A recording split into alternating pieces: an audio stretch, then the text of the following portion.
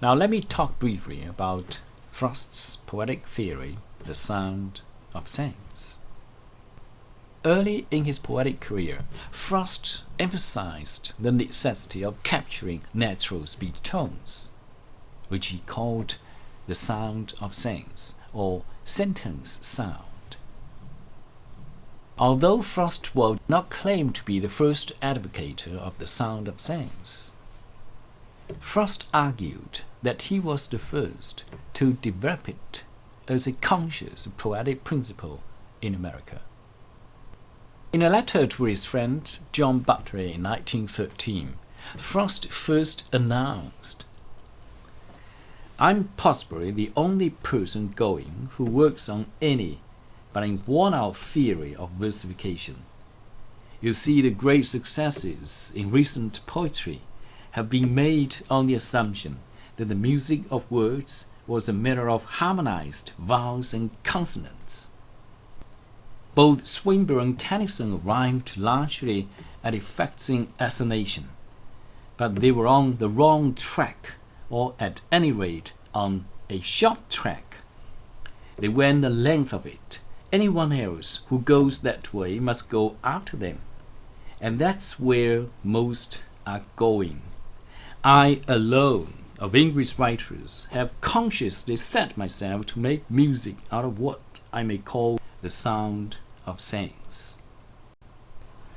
So Frost's principle of the sound of sense lies in recognizing that sentences as well as words have distinctive sounds. The sentence sound does not refer to the meaning the words give to the sentence, but to the meaning the sound of the sentence can give to the words.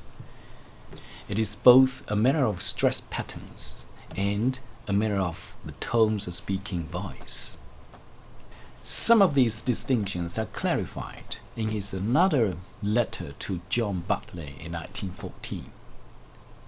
He says, "A sentence is a sound in itself, on which other sounds called words may be strung. You may string words together without a sentence sound to string them on, just as you may tie clothes together by the sleeves and stretch them without a clothesline between two trees. But it is bad for the clothes." The sentence sounds are as definite as words. They are apprehended by the ear.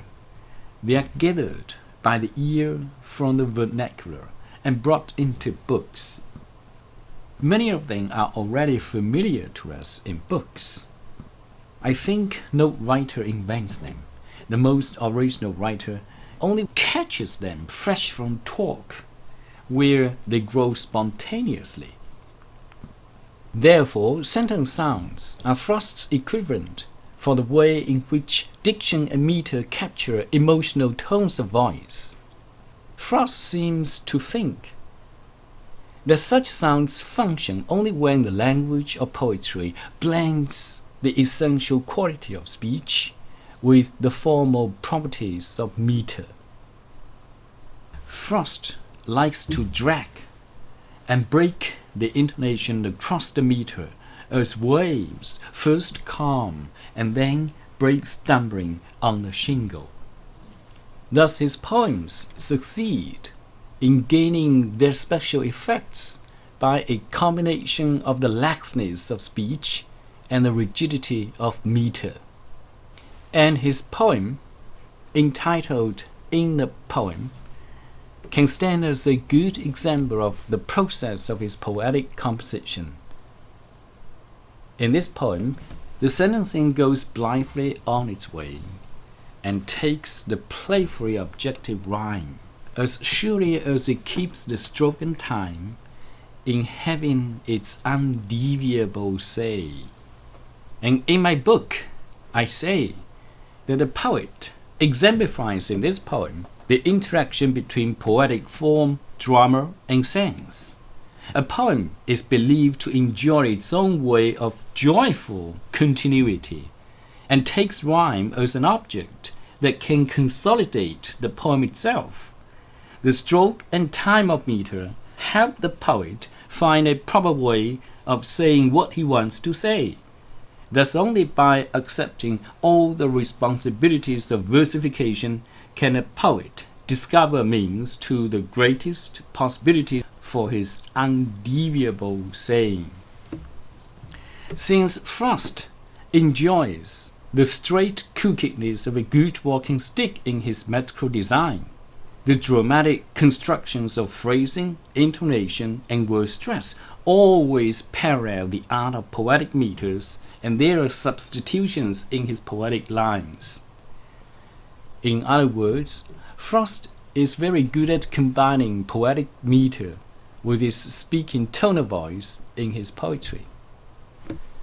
So the sound of sense in Frost's poetry is always almost as easy and spontaneous as it sounds, yet it is almost always full of artistry. This is my micro-teaching lecture on Robert Frost, a poet of deceptive simplicity, which won the second prize in the first National University's micro-teaching competition in 2013.